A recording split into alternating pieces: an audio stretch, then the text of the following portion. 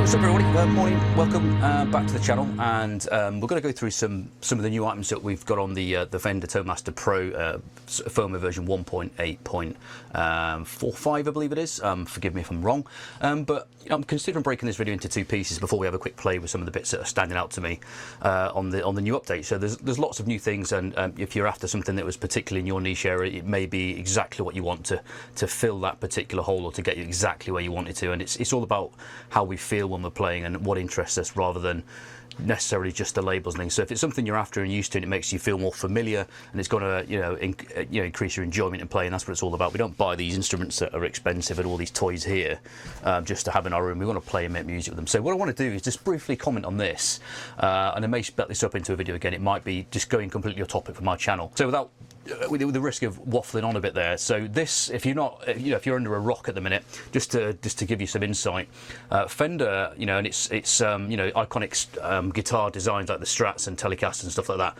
At the minute, they're S-shaped guitars, so that's the Stratocaster.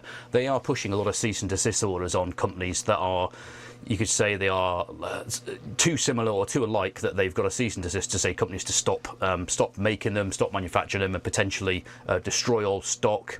There's a few other YouTubers more prominent than me that have got into these topics, so maybe have a look at those. But ultimately, what I want to talk about is this: that they are telling everyone to not copy their designs.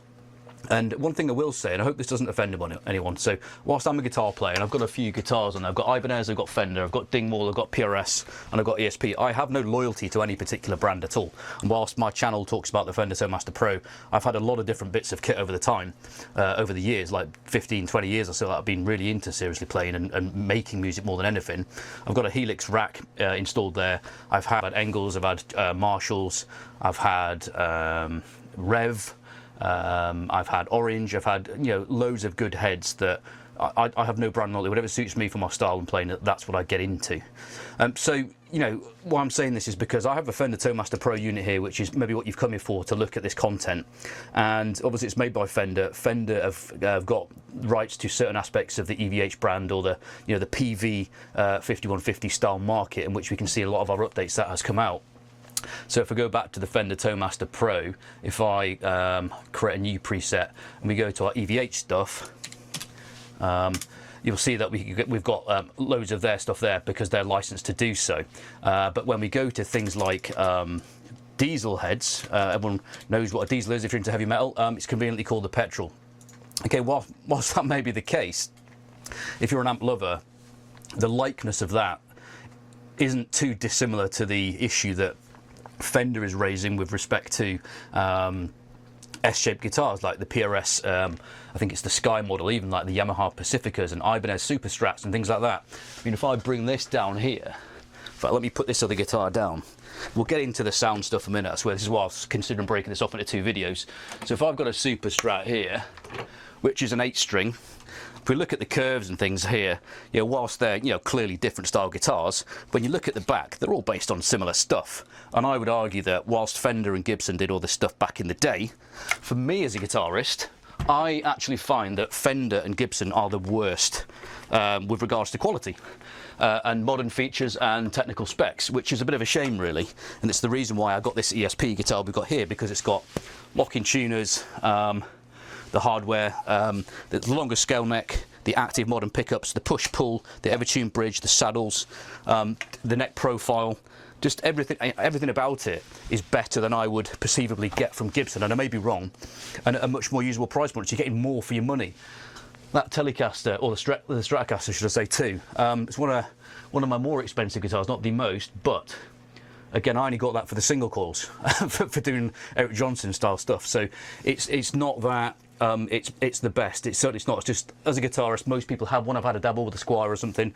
I would argue that Fender and Gibson, having been the earlier proponents of these style of guitars, they've fallen way behind what modern guitarists expect.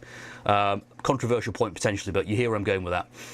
So I suppose what I'm saying with this video is then, so we go back to the website, you've got all this going on. So as Fender, this Ton Master Pro, Fender has now bought PreSonus. So my Studio One, which I'll pull up in a minute, which was Studio One, let's let that load up, is now Fender Studio Pro, I think.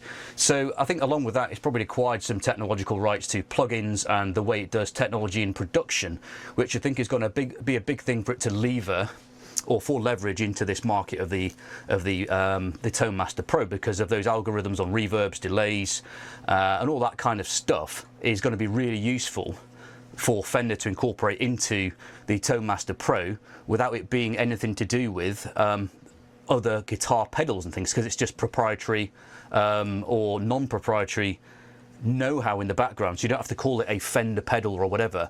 So what I feel is going to happen, so we've got the Fender Studio Pro here, so the icon you can see has changed. It used to be just PreSonus, and now we've got this, so that's fine. So we've got that. Again, what I feel will happen is, as a guitarist, and when we've got things like Axe Effect, the Axe FX and the Quad Cortex, people profile, people model, whatever, I don't really care at all, if I'm honest, who makes it and whatever the label is. What I will say is I think it's a point of reference. If I wanted to get, say, a, you know, inverted quotes, the British metal sound, I'd probably go for a JCM 800 or something like that. So I don't remember what it's called. So it's probably, let's just go through heads and find it. So there's obviously JCM 800s, and you know, whether Fender is going to start renaming these things, so British Jubilees, British 800s, you could say again that, you know, that's pretty. That's obviously a Marshall. So are these companies going to start suing Fender in return? Who knows? And it goes further than that. So if we were to look at the pedals, for example, if I was to go through effects and look at EQs, like I think most of us know what an MXR pedal looks like. I think there's a few of these that look like MXR pedals, if I'm honest, and Boss in particular. So I think this one might be an MXR looking type pedal, I would say. Might be wrong, but that's that similar type of thing. I've replaced that for that EQ3. Is that a Boss rip-off? Possibly. These I think are pretty bespoke, but some of these start looking dangerously like, you know, the colour schemes there, for example. Is that a Digitech colour? I would say, excuse me, with my Digitech whammy here, there's some artistic license being used, but the black and white and red colouring, I think it's most definitely helping us as guitarists understand what we want. And maybe Fender should give way to that too. So I'm not sure what it's playing at. I don't have any brand loyalty to Fender, as I say. This is a unit I've got and it works for me to record in the room rather than cranking a massive head. That was always a problem I had with low boxes and things like that. I just wonder what's going to happen next, because I know PRS have got one. I believe Ola England mentioned that Solar's got one. I might be wrong. I'm sure I saw something pop up on the socials yesterday about Solar guitars getting a cease and desist, and I think it's going to alienate itself from a lot of customers. So when people want certain things or guitars, forgive me, I'm just going to get back to my preset because that sounded a bit naughty. Yeah, sorry, forgive me. So when we're talking to picking up a particular guitar, so that green box, that's a Tube Screamer, yeah. How long could it keep us going for? That's a Mega. You know, you can't. Well, I suppose you can. With copyright regards to music and video, it's certainly possible in film and video and music. But, you know, can you copyright the sound and just call it something else? So I'd say it's doing exactly the same as it's telling everyone else not to do. And whether there's fear of losing out on the market, I've seen that on reverb, second-hand instruments, and new instruments from certain areas of the market are dropping off, and maybe they're just starting to capitalise. And who knows, Gibson might do the same with its Mezza.